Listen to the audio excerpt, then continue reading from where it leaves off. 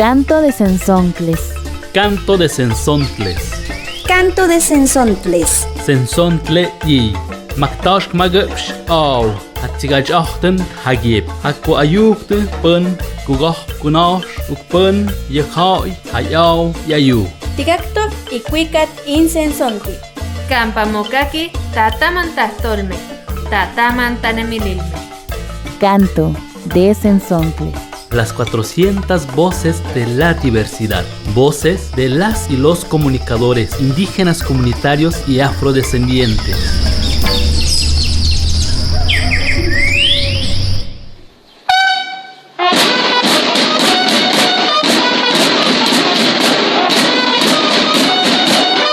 Saludamos al público radioescucha de Canto de Sensontles, mientras nos acercamos caminando, marchando hacia otro 20 de noviembre, otro aniversario de la Revolución Mexicana. La Revolución Mexicana es el tema de este programa de Canto de Sensontles, pero lo queremos ver desde otra perspectiva.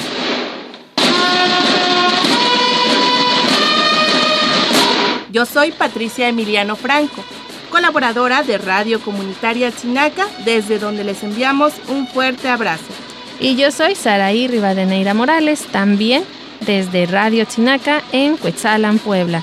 Senetapaloles nochintogniwan tainantech tenkaki techin Canto de Sensontles, nikan tamechtah palowa pati wan Sara tietoques nikan San Miguel Chinacapan y techin Tepet Cuetzalan.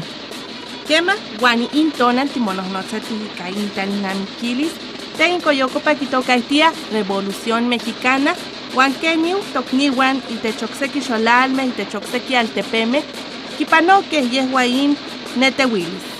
Tipehua.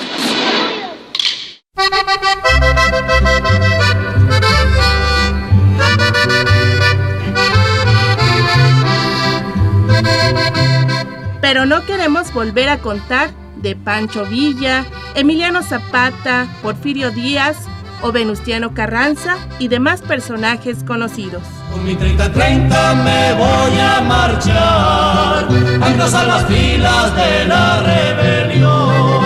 Si mi sangre pide, mi sangre les doy, por los explotados de nuestra nación. Vamos a recordar y reconocer a las mujeres y a los hombres de las comunidades, aquellas personas que no salen cantadas en los corridos, las que pusieron su cuerpo en la revolución, queriendo o no queriendo. Y también queremos preguntarnos, ¿dónde estamos hoy? ¿Qué pasó con ese reclamo tan importante que costó tantas vidas? Justicia, tierra y libertad.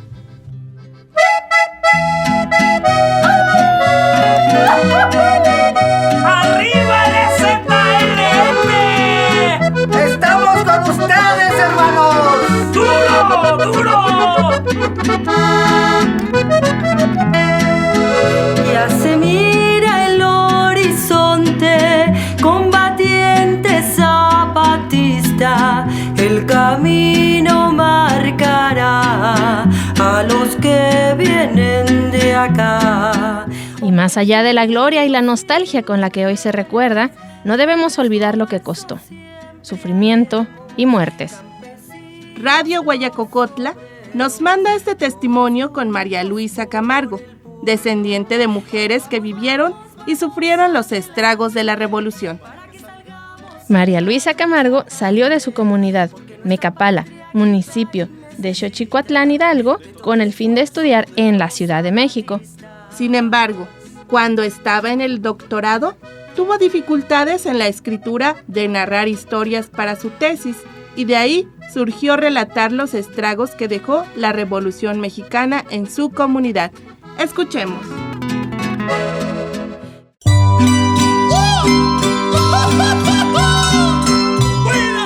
Y el día de hoy tenemos la palabra de María Luisa Camargo. Ella nos platica sobre esta historia que escribió. Entonces escuchemos esta plática con María Luisa Camargo. Tenía toda una crisis respecto a escribir la tesis, y entonces pues me senté frente a la computadora y dije, pues creo que lo que me está pasando es que necesito hablar de todas las historias que mi abuela nos contaba cuando éramos pequeñas. Y fue así como pues me puse a escribir y escribí bastantes historias. Mi abuela es María del Refugio Hernández Ubaldo, ahí está, de hecho en el libro viene, y mi abuelo era Eulogio Campoy. Mencioné el nombre de mi mamá, Rosa Campoy, sí, que fue también parte de todo esta escritura, ¿no? ¿Cómo fue que decidiste sobre esta historia, María? Porque es algo muy, muy difícil, que pocas personas lo platican, ya lo comentaba también antes. Empecé a sacar como todo ese dolor, un dolor muy grande porque pues es un dolor ancestral que viene de mi bisabuela, mi abuela, atraviesa a mi mamá, de quien yo pues escuché de manera directa toda una vida llena de padecimientos, porque sí, mi abuela nació en los años 20, 30 del siglo pasado, pero pues mi mamá nació en el año 50, ¿no? Entonces todo lo que fue posterior a la revolución y que queda en la región, que es una zona pues un tanto peleada porque tiene el puerto de Veracruz como salida, y pues la zona en la que vivió mi madre, mi abuela y demás es una zona montañosa, pero que da hacia la Huasteca y que ya vincula, ¿no? Se conecta con el puerto. Entonces pues era una zona peleada. Creo que escribir sana, y así es como empiezo yo a escribir, y sí, pero sí, así fue. Tengo entendido, y eso es también porque lo escuché de otras abuelitas que contaban, y ella sí era la abuela de mi papá, sí, ya viejita, y lo recuerdo así muy, muy vagamente que Zapata pasó por allí. Sí, llegó a cruzar por la zona. Pues desde que yo tengo recuerdos, estaba muy pequeñito, 3, 4 años, cada vez que la abuela llegaba, siempre nos contaba una historia, siempre. Y era el momento en el que podíamos tomar el café y todas en silencio. Y de lo que sí me di cuenta respecto a esta forma de no nombrar las cosas de manera directa, es también por una estrategia de supervivencia. Pues las mujeres finalmente en contextos de conflicto, como el que vivió mi abuela, pues son el botín, ¿no? El botín de guerra, que esto se le conoce, ¿no? Que las violaciones sexuales y eso. Entonces, ellas para sobrevivir, pues se cuidaban, pero no nombraban las violencias como son, ¿no? Como tal. Justo también para cuidarse de la misma comunidad, sobre todo pues de los mismos hombres, ¿no? Que tienen toda esta mirada de si una mujer ya fue tocada, ya fue abusada, pues ya no va a funcionar como esposa, ¿no? Porque desgraciadamente sí sucede eso. Me di cuenta que con esta forma de hablar, mi abuela nos estaba haciendo un llamado a cuidarnos, ¿no? Pues cuando yo fui pequeña, era muy pequeñita, pues yo lo tomaba como un juego, ¿no? Yo decía, bueno, vamos a escondernos, ¿no? Cuando íbamos, que es algo que menciono en el libro, que íbamos por la leña, mi abuela nos decía, ¿saben qué? Escuché unos ruidos, hay que escondernos, hay que hacer que nadie nos escuche, que nadie nos vea, y nos acostábamos así entre la maleza para dejar pasar a las personas que escuchábamos, que muchas veces eran grupos de hombres que por ahí atravesaban. Pues me di cuenta que era muy común que los grupos de soldados, ya sea de un lado o del otro, de estos caciques que se peleaban el territorio, pues pasaran por allí de esa forma, y que pues las mujeres hicieran eso, esconderse. Y ya era una costumbre que yo lo seguía haciendo hasta ya en secundaria, 13, 14 años, y es hasta que comienzo ya toda esta lectura de conocer cómo es que se vivía en la región. Me hago un cruce allí con las historias de mi abuela. Más que una historia era pues este llamado, ¿no? A cuidarnos y a resistir. Mi abuela nos contó que ella encontró la tranquilidad hasta cierto punto cuando se desplazó para poder sobrevivir, porque a mi abuelo, a su esposo, lo desaparecieron justo en este entorno de conflicto. Y pues más o menos mi abuela tendría pues unos 36, 37 años, como mediados de siglo, años 50, 1950, 55, es que ya pudo tener cierta paz, porque se desplaza de la zona Tene y se va a la zona Nahua, que es hacia la sierra, se va pues a todos estos espacios que se conocen como espacios de refugio. Tuvo que desplazarse siendo pues una mujer joven con 7 hijas e hijos y viuda, asumiendo que ella ya estaba viuda, no porque a mi abuelo pues se lo llevó uno de los caciques, porque pues mi abuelo era una persona que no se dejaba como reclutar, ¿no? Él no quería reclutarse ni para un bando ni para el otro, y pues se lo llevaron y ya nunca se supo.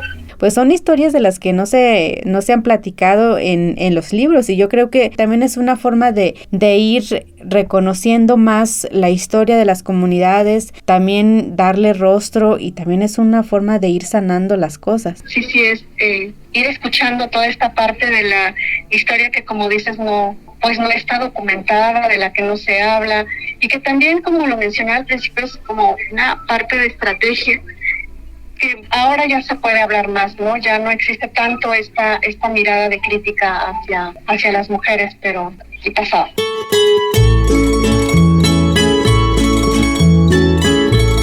Esta es una producción de Radio Guaya para Canto de Sensontles. Canto de Sensontles.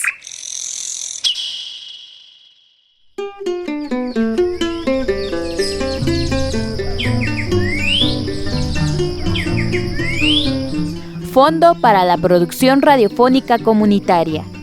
Canto de Sensontles 2022. Presenta su primera entrega de series radiofónicas realizadas por 10 radios indígenas, comunitarias y afrodescendientes. Entrevistas, dramatizaciones, música, reportajes y las historias vivas en la propia voz de nuestras comunidades y pueblos. Te invitamos a descargarlas y compartirlas a través de la página www.cantodesensoncles.org.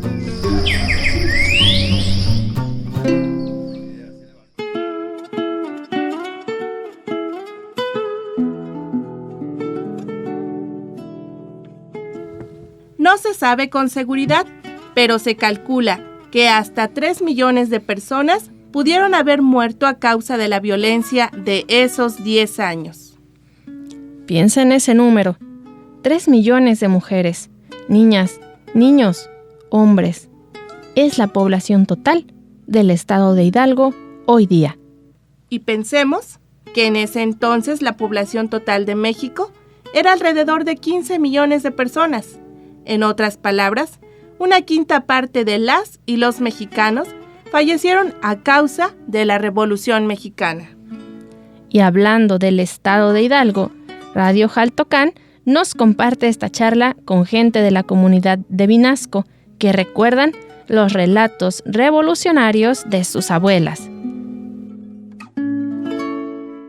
Nos encontramos en Vinasco con una vecina de este lugar que pertenece al municipio de Xaltocán, y hace algunos años una de mis abuelas me contaba también un poco el paso de los villistas y de muchos aquellos que participaron justamente en la revolución también por esta zona.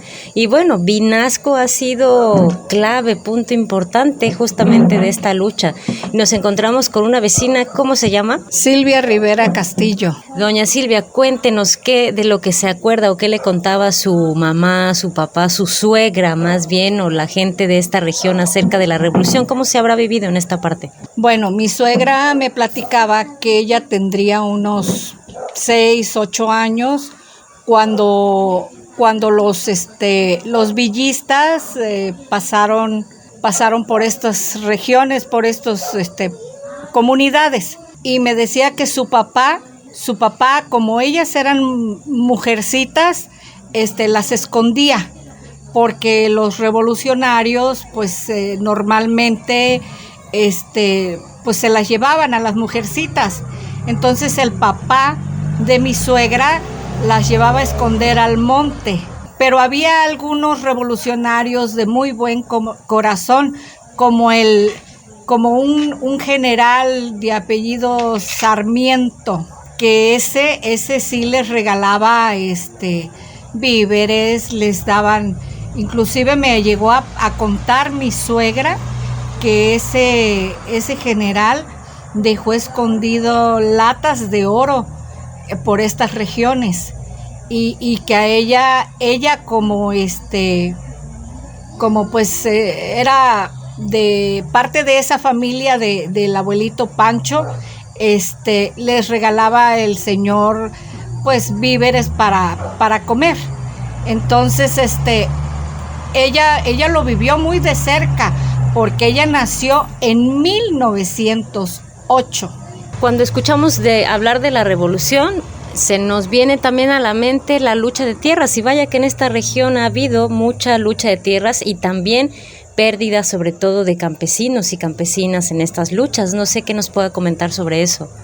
Bueno, aquí Vinasco era una tierra muy próspera en cuestión de tierras, en cuestión de ganado. La gente de aquí muy trabajadora y la comunidad era muy próspera, pero pues debido a las malas influencias de los gobernantes, los campesinos se levantaron en armas, invadieron los terrenos, mataron ganado y todo, y pues los terratenientes de aquí se quedaron sin nada más que con las puras casas, y hasta la fecha pues no se han podido recuperar. Debido a eso hubo una lucha en la que muchos campesinos vecinos de aquí de Vinasco perdieron la vida. ¿Cómo quiénes se recordará? ¿Ellos participaron en la lucha o eran justamente estos terratenientes? No, ellos participaron. Uno muy, muy mentado, Anacleto Ramos, que debido a él fue que le pusieron el nombre a la comunidad de aquí, cerca de aquí de Vinasco. Anacleto Ramos y otros más que no recuerdo ahorita. Pero sí fue una lucha muy difícil en donde lastimosamente muchos campesinos perdieron la vida. Y terratenientes también, porque pues los tomaron presos y debido a su avanzada edad perdieron la vida. Pues lo único que me queda es pues desear que nuestros jóvenes, que nuestros niños no caigan en esa revolución de malos pensamientos. Los personajes que participaron de aquí de Jaltocán en la revolución de 1910, la que está muy próxima a conmemorarse este 20 de noviembre, fueron el mayor Luis Amador Vargas junto con sus 3 hijos, Cristóbal Amador Lara, Guillermo Amador Lara y Joel Amador Lara.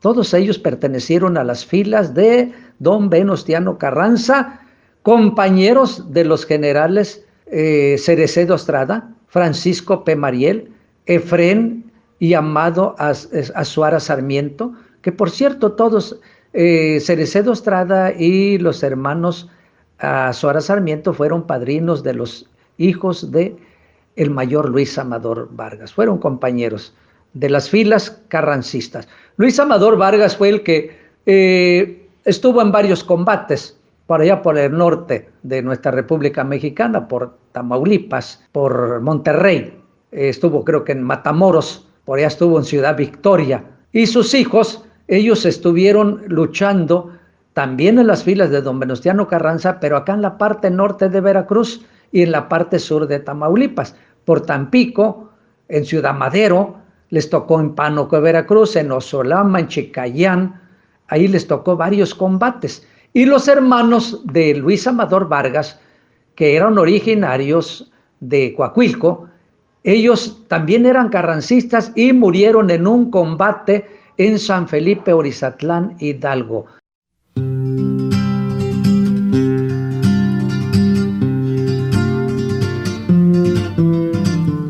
Agradecemos las palabras y memorias de Silvia Rivera Castillo y Sergio Felipe Amador de Jaltocán, Hidalgo. Y agradecemos a Radio Jaltocán por compartirnos este programa. Siento alegría en este día en que volvió a nacer. Tú eres mi hermano, va mi mano con los sueños. Sé tus tropiezos frente a los necios y de tus alas, para aterrizar cerca del mar y de las flores.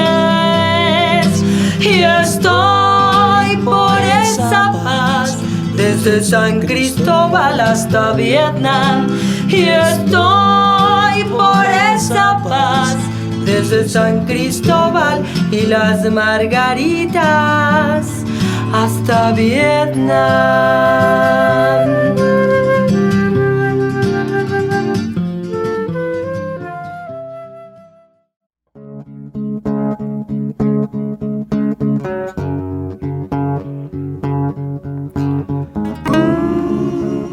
La revolución duró muchos años. Se reconoce que el momento en que inicia fue un 20 de noviembre de 1910, pero nadie tiene exactamente claro cuándo culmina. Se dice que en 1920, otras personas dicen que hasta 1940. Fue un largo suceso de confrontaciones, de rupturas de grupos que antes estuvieron unidos y luego se pelearon. En muchos casos, la gente de los pueblos sirvió de carne de cañón en estas luchas de poder. Ojo de Agua Comunicación nos comparte esta charla con Constantino Valeriano García de Santa Ana del Valle, Oaxaca.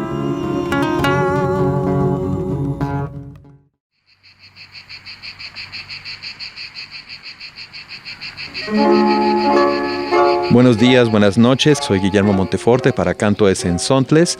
Aquí estamos recordando la Revolución Mexicana, pero desde otra perspectiva. Y ahorita estoy aquí en Santa Ana del Valle. Santa Ana del Valle es un pueblo, es un municipio del estado de Oaxaca, en Valles Centrales, Zapoteco del Valle.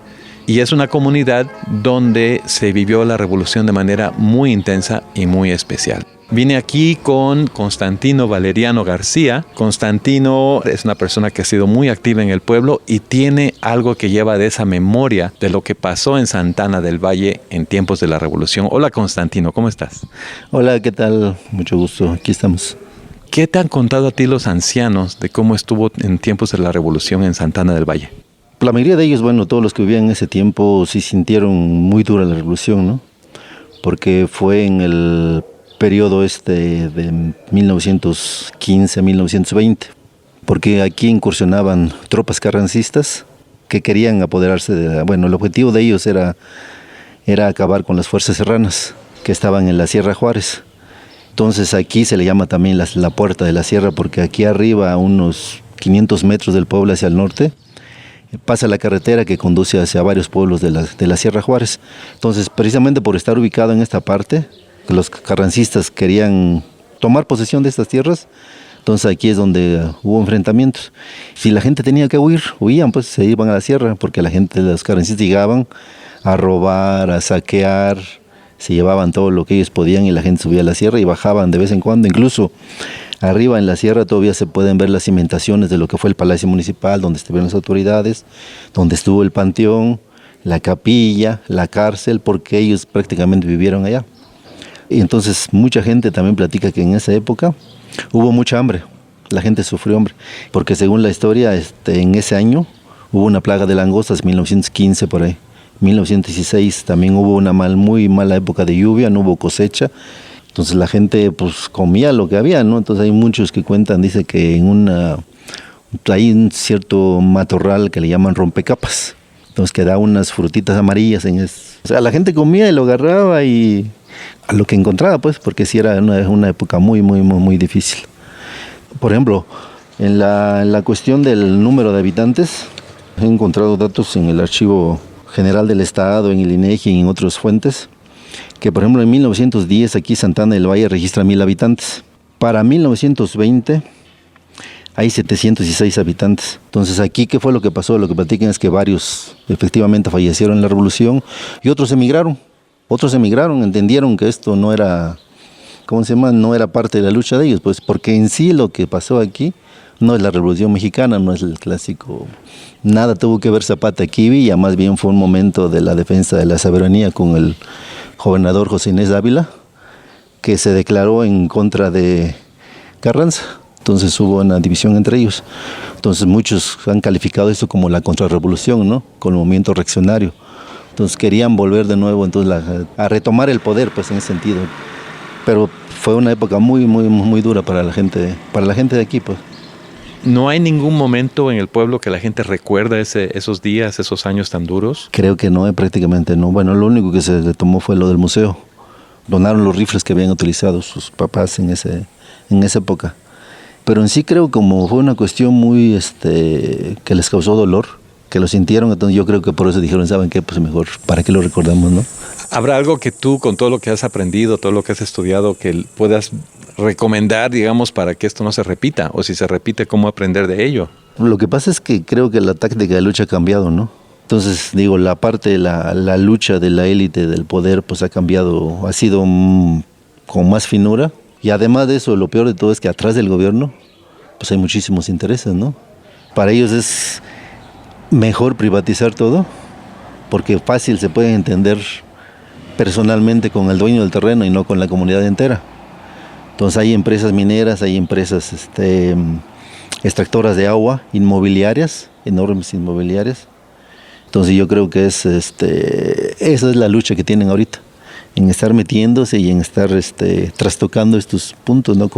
Según ellos, con mucha finura, quien no se dan cuenta, y poco a poco van socavando este sistema. Pues, pero aún así, creo que muchas comunidades tenemos todavía mantenemos la identidad, ¿no?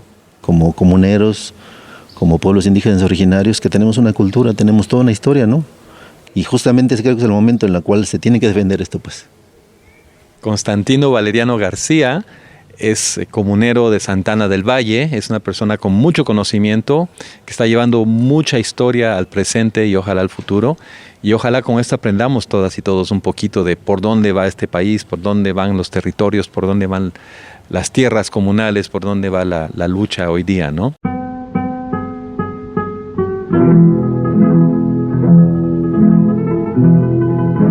Cuando me iba de Santana del Valle, pensando en la historia que Constantino nos ha contado, me llamó mucho la atención que una de las calles céntricas de la comunidad se llama Venustiano Carranza.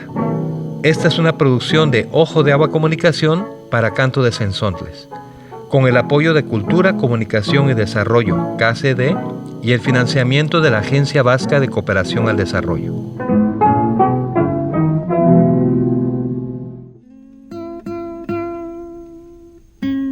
Aquí estamos, mi general. Aquí estamos porque estos gobiernos siguen sin memoria para los indígenas y porque los ricos hacendados con otros nombres siguen despojando de sus tierras a los campesinos. Como entonces pasó, ahora los gobiernos hacen leyes para legitimar el robo de tierras. Como entonces, los que se niegan a aceptar las injusticias son perseguidos, encarcelados, muertos. Pero como entonces, mi general, hay hombres y mujeres cabales que no se están callados y que luchan para exigir tierra y libertad. Por eso le escribo a usted, don Emiliano, para que sepa usted que aquí estamos, aquí seguimos.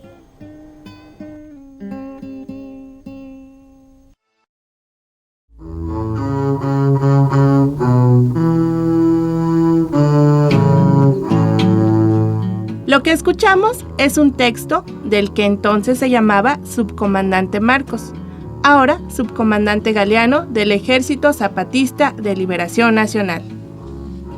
Escuchamos segmentos de música de la banda de guerra de la Escuela 106, Mariano Matamoros, Los Nacos, Cecilia Rascón y Café Tacuba. En el ejido en medio de mis oídos, lisiadas filas de pensamientos se han decidido a celebrar sus diferencias, pues no entienden el afán de ser todos iguales. Quisiera cantar, quisiera florecer. Mi nombre es Patti. Me despido con los mejores deseos para quienes escuchan Canto de Cenzontles y les invitamos a participar en la radiorevista Canto de Cenzontles, pueden comunicarse al número 443-378-2221. O al correo electrónico contacto@cantodesensontles.org. Y también me despido, Saraí, con los mejores deseos para que no dejemos de reclamar justicia, tierra y libertad.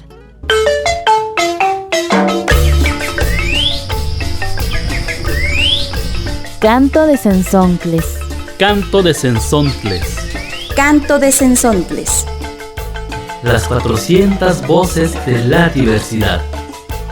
El espacio para compartir las voces de los pueblos en colaboración con las emisoras públicas y comunitarias. Canto de Sensontles. Muchas voces, muchas maneras de ver y preservar la vida.